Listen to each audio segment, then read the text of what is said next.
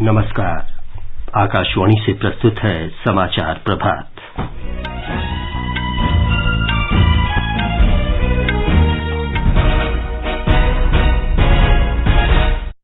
प्रधानमंत्री नरेंद्र मोदी आज नई दिल्ली के प्रगति मैदान में देश के सबसे बड़े भारत ड्रोन महोत्सव का शुभारंभ करेंगे। प्रधानमंत्री ने कहा, तमिल भाषा शाश्वत और संस्कृति वैश्विक है। उन्होंने चेन्नई में कई परियोजनाओं का शुभारंभ किया और नई परियोजनाओं की आधारशिला रखी। सरकार ने भारत पेट्रोलियम निगम लिमिटेड के नीतिगत विनिवेश के लिए अभिरुचि पत्र की प्रक्रिया पर रोक लगाई। जम्मू कश्मीर में सुरक्षा बलों ने 4 घटनाओं में 10 आतंकी मार गिराए। भारत और संयुक्त अरब अमारात ने जलवायु कार्रवाई पर द्विपक्षीय सहयोग को सुगम बनाने की रूपरेखा स्थापित करने के समझौते पर हस्ताक्षर किए। राष्ट्रपति रामनाथ कोविंद भोपाल और उज्जैन में विभिन्न कार्यक्रमों में भाग लेने के लिए आज 3 दिन की यात्रा पर मध्य प्रदेश जा रहे हैं। उपराष्ट्रपति एम वेंकैया नायडू सोमवार से 7 जून तक गैबोन, सेनेगल और कतर की यात्रा करेंगे। केंद्र सरकार ने बाढ़ग्रस्त असम के लिए राज्य आपदा राहत कोष से 324 करोड़ रुपए की अग्रिम राशि जारी की। गीतांजलि श्री के उपन्यास टॉम्ब ऑफ सैंड ने अंतर्राष्ट्रीय बुकर पुरस्कार जीता। ये प्रतिष्ठित पुरस्कार पाने वाला हिंदी से अनुदित पहला उपन्यास। जकार्ता में कल एशिया कप हॉकी टूर्नामेंट में एशियाई खेलों के चैंपियन जापान ने पूल ए के महत्वपूर्ण मैच में पाकिस्तान को 3-2 से हराया। पेरिस में फ्रेंच ओपन टेनिस टूर्नामेंट में सर्बिया के लास्लो जेरे को हराकर डेनियल मेदवेदेव तीसरे दौर में पहुंचे। और आईपीएल क्रिकेट में दूसरे क्वालीफायर में आज शाम 7:30 बजे अहमदाबाद में रॉयल चैलेंजर्स बेंगलोर का सामना राजस्थान रॉयल्स से।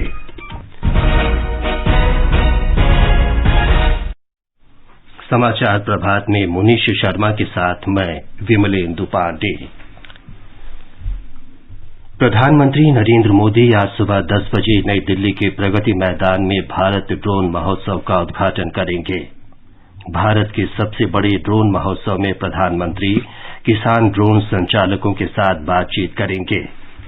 वे ड्रोन प्रदर्शन देखेंगे और स्टार्टअप उद्यमियों से बातचीत भी करेंगे। आकाशवाणी से विशेष बातचीत में चेन्नई के दक्ष अनमैन्ड सिस्टम के मुख्य कार्यकारी अधिकारी रामनाथन ने बताया कि ड्रोन का उपयोग कई तरह से किया जा रहा है। ये ड्रोन इंडस्ट्री में इंडिया फ्यूचर में एक हब बनने के लिए जा रहा है। किसान और जवान के बाद सर्विलेंस का भी चलता है। सर्विलेंस बोला तो लोकल पुलिस और कमांडो फोर्स भी हो जाएगा। डिजास्टर रिलीफ में भी ड्रोन यूज कर रहा है। पोर्ट में, साइक्लोन में जैकेट वगैरह डाल के, ड्रोन से डाल के आदमी लोग से लाइफ सेव कर सकता है। सुरक्षा का भी बहुत ज्यादा काम कर रहा है ड्रोन। श्री रामनाथन ने कहा कि ड्रोन चलाने के लिए समुचित प्रशिक्षण की आवश्यकता है। भी लेबर मिलने के लिए बहुत मुश्किल है। सब लोग अभी एग्रीकल्चर काम से बाहर चल रहे हैं। स्प्रे करने के लिए बहुत सुरक्षा का बहुत मुश्किल है। गवर्नमेंट अप्रूव्ड ऑर्गेनाइजेशन परमिशन दिया, डीजीसीए और मोका जॉइंटली। 10 दिन का सर्टिफिकेट कोर्स है। इसके ऊपर आप 10 दिन के बाद पायलट सर्टिफिकेट मिला तो अब जो भी स्मॉल और मीडियम ड्रोन वगैरह में सर्टिफिकेट मिल रहा है उसको आप लेके कम से कम 25 से 30 हजार तक आपका नौकरी मिलता है पायलट के लिए। 2 लाख आदमी को नौकरी मिलने के लिए जरूरी है। छोटी ट्रेनिंग में ये लोग जवान भी बन सकता है। वही एडवांटेज है ड्रोन पायलट ट्रेनिंग में। प्रधानमंत्री नरेंद्र मोदी ने कहा है कि तमिल भाषा शाश्वत है और तमिल संस्कृति वैश्विक। श्री मोदी ने कल चेन्नई में विभिन्न परियोजनाएं राष्ट्र को समर्पित करने और कुछ की आधारशिला रखने के अवसर पर ये बात कही। This is land and this land is special. The people, culture and language of this state are outstanding. The great Bhartiyar expressed it beautifully when he said, Tamil Nadu ennam pothinile, amba tenamantu paitu kadinile. The Tamil language is eternal and the Tamil culture is global. From Chennai to Canada, from Madurai to Malaysia, from Namakkal to New York, from Salem to South Africa, the occasion of Pongal and Puthandu are marked with great fervor. प्रधानमंत्री ने चेन्नई में 28,540 करोड़ रुपए से अधिक की 6 महत्वपूर्ण ढांचागत परियोजनाओं की आधारशिला रखी। उन्होंने 2,960 करोड़ रुपए की लागत से तैयार 5 परियोजनाएं भी राष्ट्र को समर्पित की। प्रधानमंत्री ने कहा कि केंद्र सरकार तमिल भाषा और संस्कृति के अधिक से अधिक प्रचार प्रसार के लिए वचनबद्ध है। प्रधानमंत्री ने कहा कि जो राष्ट्र बुनियादी ढांचा को महत्व देते हैं वो विकासशील देशों से विकसित देशों में परिवर्तित हो जाते हैं। श्री मोदी ने कहा कि सरकार बुनियादी ढांचे के विकास पर पूरा ध्यान दे रही है। The government of India is fully focused on building infrastructure that is a top quality and sustainable. By upgrading social infrastructure, we aim to achieve Garib Kalyan. Our emphasis on social infrastructure indicates our commitment to the principle of Sarvajan Hitaya, Sarvajan Sukhaya. Our government is working to achieve saturation level coverage for key schemes. Take any sector, toilet, housing, financial inclusion. We are working towards complete coverage. Shri Modi ने कहा कि महत्वाकांक्षी Chennai Bengaluru expressway 2 प्रमुख केंद्रों को जोड़ेगा, जिससे देश की अर्थव्यवस्था में और तेजी आएगी। सरकार ने Bharat petroleum corporation limited BPCL के नीतिगत विनिवेश की वर्तमान अभिरुचि पत्र प्रक्रिया रोकने का फैसला किया है। विनिवेश और सार्वजनिक परिसंपत्ति प्रबंधन विभाग ने एक बयान में कहा है कि कोविड महामारी और वैश्विक परिस्थितियों ने विश्व में कई तरह के उद्योगों, विशेष रूप से तेल और गैस उद्योग को काफी प्रभावित किया है। बयान में कहा गया है कि वैश्विक ऊर्जा बाजार की वर्तमान स्थिति को देखते हुए ज्यादातर पात्र कंपनियों ने बीपीसीएल के विनिवेश की वर्तमान प्रक्रिया में शामिल होने में असमर्थता व्यक्त की है। जम्मू कश्मीर में सुरक्षा बलों ने 4 घटनाओं में 10 आतंकियों को मार गिराया है। आकाशवाणी से विशेष बातचीत में जम्मू कश्मीर पुलिस के पुलिस महानिरीक्षक विजय कुमार ने हमें बताया, पिछले 3 दिन में 10 आतंकवादी मारे गए, इसमें 3 जैश मोहम्मद का है और 6 लश्कर तोयबा का। और अगर बात ऐसे करें तो 10 में से 6 जो पाकिस्तानी टेररिस्ट मारे गए और 4 लोकल टेररिस्ट मारे गए। बारामूला में आर्मी और पुलिस, बारामूला पुलिस मिलकर 3 जैश मोहम्मद का पाकिस्तानी मारा था। उसके बाद कल कुपवारा पुलिस और आर्मी मिलकर 3 लश्कर तोयबा के पाकिस्तानी मिलिट्री को मारा था।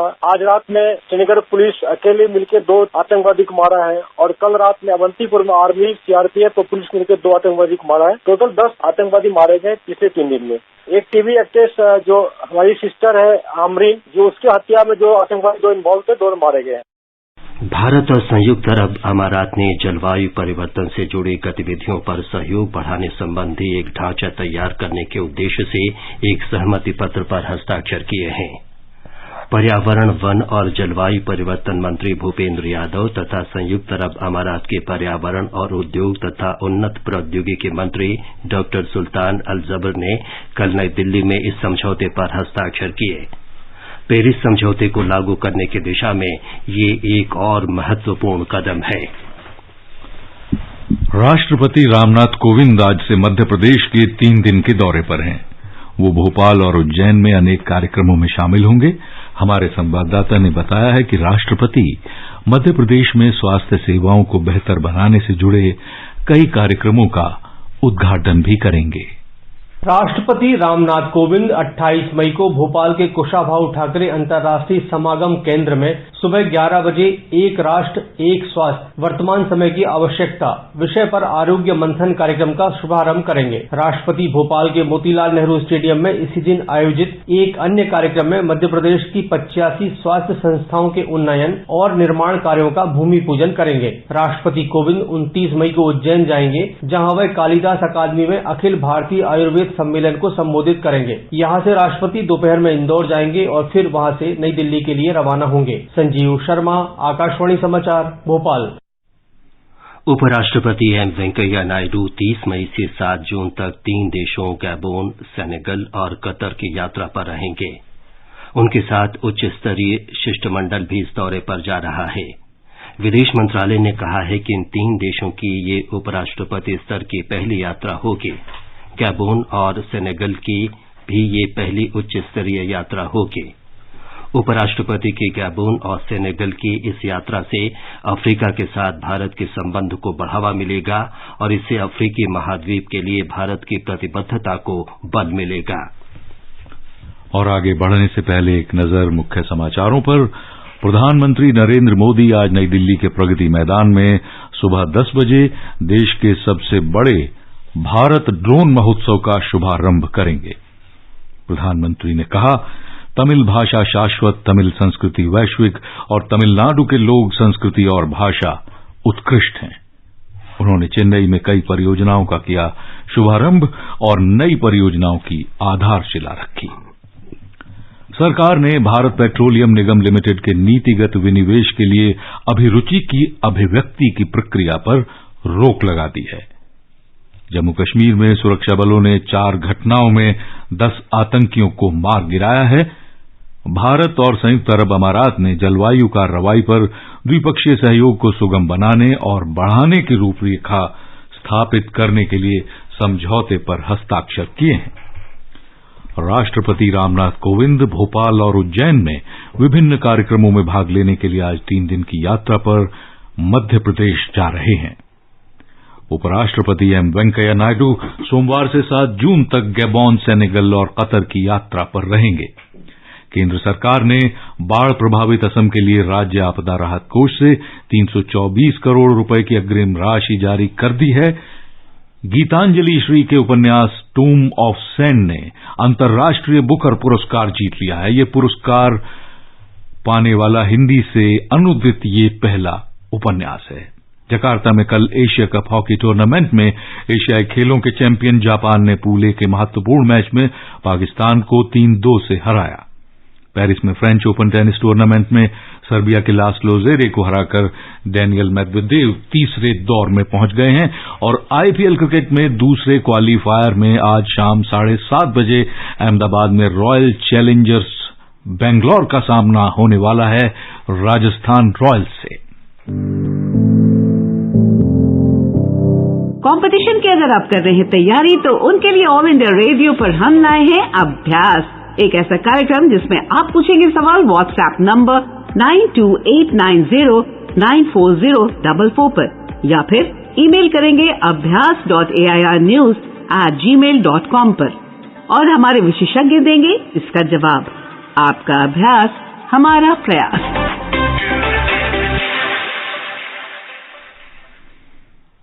केंद्र सरकार ने बाढ़ग्रस्त असम के लिए राज्य आपदा राहत कोष से 324 करोड़ रुपए की अग्रिम राशि जारी की है। गृह मंत्रालय के अधिकारियों का एक दल कल गुवाहाटी पहुंचा और राज्य में आई बाढ़ और भूस्खलन से हुए नुकसान के आकलन के बारे में असम राज्य आपदा प्रबंधन प्राधिकरण के अधिकारियों के साथ बैठक की। इस वर्ष असम के कई हिस्से बाढ़ की चपेट में हैं और लगभग 3 करोड़ 46 लाख लोगों और 247 गांवों पर इसका असर पड़ा है। हिंदी लेखिका गीतांजलि श्री के उपन्यास रेत समाधि के अनुवाद टूम ऑफ सैंड को अंतर्राष्ट्रीय बुकर पुरस्कार मिला है। टूम ऑफ सैंड प्रतिष्ठित अंतर्राष्ट्रीय पुरस्कार जीतने वाला किसी भी भारतीय भाषा का पहला उपन्यास है। गीतांजलि श्री न केवल हिंदी में ये पुरस्कार जीतने वाली पहली ऐसी लेखिका है जिन्हें बुकर पुरस्कार मिला, बल्कि ये पहला मौका है कि किसी भारतीय भाषा में लिखी गई एक पुस्तक ने बुकर पुरस्कार जीता है। फ्रेंच ओपन टेनिस टूर्नामेंट में विश्व के नंबर 2 खिलाड़ी डेनियल मेदवेदेव तीसरे दौर में पहुंच गए हैं। उन्होंने कल सर्बिया के लास्लो ज़ेरे को 6-3, 6-4, 6-3 से हराया। अब अगले दौर में मेदवेदेव का सामना मियोमिर केकमिनोव से होगा। मियोमिर ने अलेक्जेंडर बाल्बिक को 4-6, 7-5, 6-2, 6-1 से पराजित किया था। जकार्ता में आयोजित एशिया कप हॉकी टूर्नामेंट में पूल ए में कल जापान ने पाकिस्तान को 3-2 से हरा दिया। इस जीत के साथ ही जापान ने FIH ओडिशा हॉकी पुरुष विश्व कप 2023 के लिए क्वालीफाई कर लिया, जिसका आयोजन भारत में होगा भुवनेश्वर और राउरकेला में। इससे पहले मलेशिया और कोरिया विश्व कप के लिए क्वालीफाई कर ही चुके हैं। भारत ने कल पूल मैच में इंडोनेशिया को 16-0 से हरा दिया था। और ब्यौरे के साथ हैं Nikhil Kumar. Hockey Asia cup 2022 में भारत ने इंडोनेशिया को 16-0 से हराकर जबरदस्त जीत हासिल की है। इसी के साथ टीम इंडिया ने सुपर 4 में क्वालिफाई कर लिया है। खास बात यह है कि भारत की इस जीत के साथ पाकिस्तान को जबरदस्त झटका पहुंचा है और वो विश्व कप 2023 तथा एशिया कप से बाहर हो गया है। इस मैच में शुरुआत से ही भारत का दबदबा रहा और पहले ही क्वार्टर में ही 3 गोल कर दिए। इसके बाद टीम इंडिया ने स्कोर की रफ्तार को बढ़ाया और दूसरे क्वार्टर तक 6-0 की बढ़त बना ली। तीसरे क्वार्टर में भारत का शानदार प्रदर्शन जारी रहा और 4 गोल करके 10-0 की लीड ले ली। अंतिम क्वार्टर में भारत पूरी तरह से इंडोनेशिया पर हावी हो गया और 6 गोल करके उसे 16-0 से रौंद दिया। भारत के लिए दिप्सान टिर्की ने 5 और सुदेव बेलिगामा ने 3 गोल दागे। अनुभवी एसवी सुनील, पवन राजभर और कार्ति सेल्वम ने 2-2 गोल किए, जबकि उत्तम सिंह तथा नीलम संजीव सेस ने 1-1 गोल किया। इस मैच का असर 2023 में होने वाले हॉकी वर्ल्ड कप पर भी पड़ा है। भारत की इस बड़ी जीत से उसने विश्व कप के लिए क्वालिफाई कर लिया है और पाकिस्तान बाहर हो गया है। भारत के अलावा जापान, कोरिया और मलेशिया भी वर्ल्ड कप के लिए क्वालिफाई कर चुके हैं। समाचार कक्ष से निखिल कुमार। आईपीएल क्रिकेट के दूसरे क्वालिफायर में आज रॉयल चैलेंजर्स बैंगलोर का सामना राजस्थान रॉयल्स से होगा। ये मैच अहमदाबाद के नरेंद्र मोदी स्टेडियम में शाम 7:30 बजे से खेला जाएगा। आजादी का अमृत महोत्सव के हिस्से के रूप में आकाशवाणी समाचार आजादी के तराने शीर्षक से एक कार्यक्रम प्रसारित करता है। ये कार्यक्रम उन देशभक्ति गीतों पर आधारित है जिन्होंने स्वतंत्रता आंदोलन में लोगों में जोश भर दिया था। आजादी के तराने परिक्रमा कार्यक्रम में आज शाम 4:45 बजे प्रसारित किया जाएगा।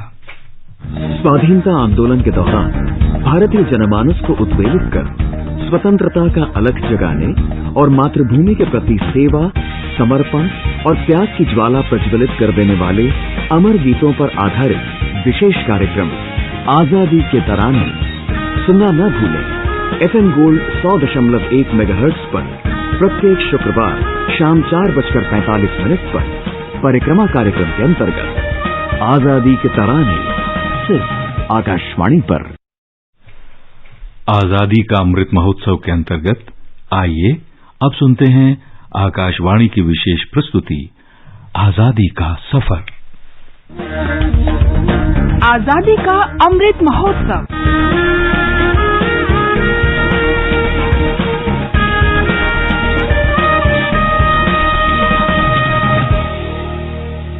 आजादी का सफर आकाशवाणी समाचार के साथ एक राष्ट्र का उदय, भारत का गौरवशाली स्वतंत्रता संग्राम आधुनिक विश्व में घटित महानतम संघर्षों में एक है। आकाशवाणी समाचार प्रत्येक दिन इस स्वतंत्रता आंदोलन की एक झलक आप तक पहुंचा रहा है। Long years ago, we made a tryst with destiny, and now the time comes when we shall redeem our pledge. Not wholly or in full measure, but very substantially. At the stroke of the midnight hour, when the world sleeps, India will awake to life and freedom. आज की कड़ी में हम देश के पहले प्रधानमंत्री पंडित जवाहरलाल नेहरू को श्रद्धांजलि अर्पित कर रहे हैं, जिनका निधन 27 मई 1964 को हुआ था। जवाहरलाल नेहरू का जन्म 1889 में 14 नवंबर को हुआ था। एक विद्यार्थी के रूप में उनकी रुचि उन सभी राष्ट्रों के स्वाधीनता संघर्ष में रही थी जिन्होंने विदेशी दासता की यातना भुगती थी। उन्होंने आयरलैंड के सिन फेन आंदोलन में गहरी रुचि ली थी। 1912 में वे इंग्लैंड से भारत लौटे और देश के स्वाधीनता संग्राम से जुड़ गए।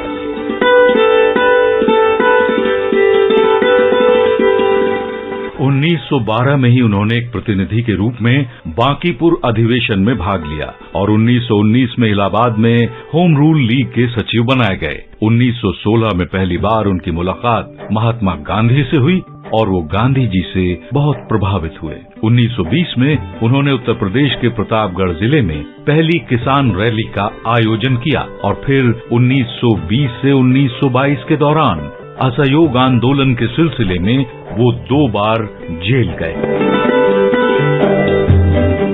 1926 में मद्रास सम्मेलन में जवाहरलाल नेहरू ने कांग्रेस को स्वतंत्रता के लक्ष्य की ओर प्रतिबद्ध करने में महत्वपूर्ण भूमिका निभाई।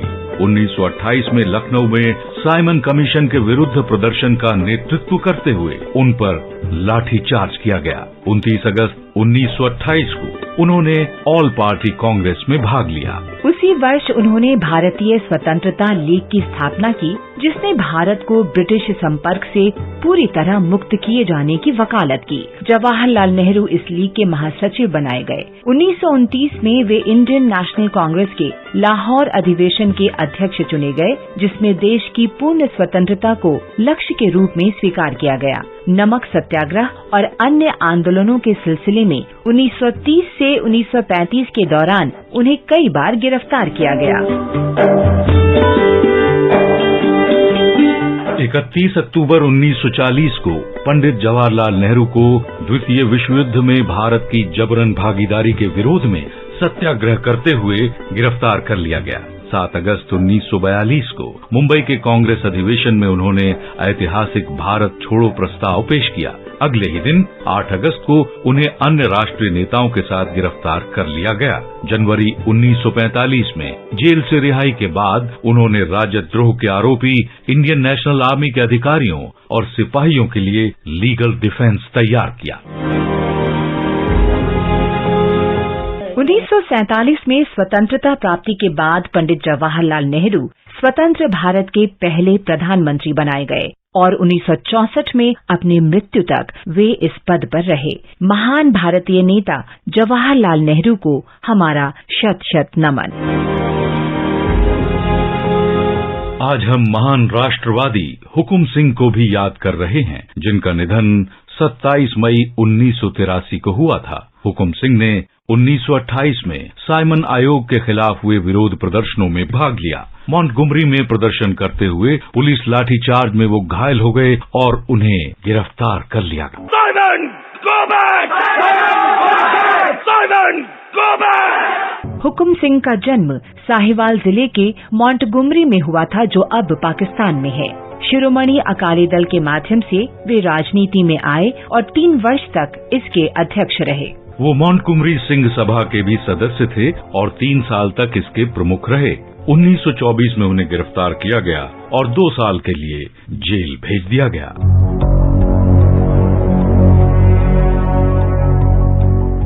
विभाजन के बाद अगस्त 1947 में हुकुम सिंह भारत आ गए।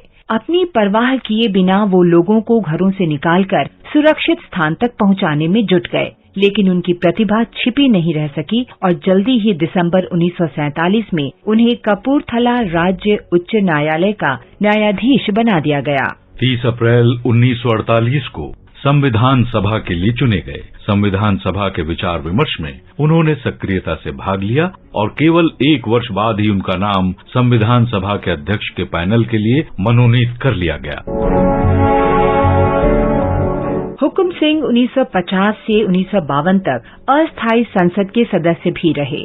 तीसरी लोकसभा में वे सदन के अध्यक्ष बनाए गए। उनके द्वारा तय नियम और संविधाएं आज भी संसद के कामकाज का मार्गदर्शन करती हैं। 1983 में 27 मई को उनका निधन हो गया। महान देशभक्त हुकुम सिंह को आकाशवाणी समाचार की ओर से भावभीनी श्रद्धांजलि। और अब आकाशवाणी समाचार के साथ आजादी का सफर की ये कड़ी संपन्न होती है। कल फिर मिलेंगे अगली कड़ी के साथ।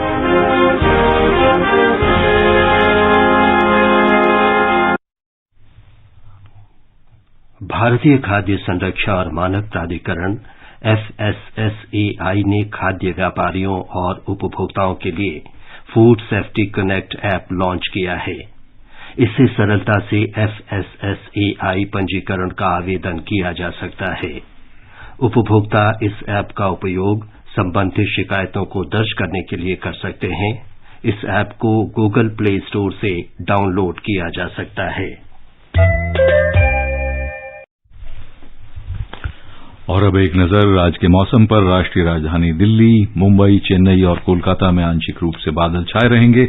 1-2 जगहों पर गरज के साथ पड़ सकती हैं बौछारें या फिर तेज बारिश भी हो सकती है।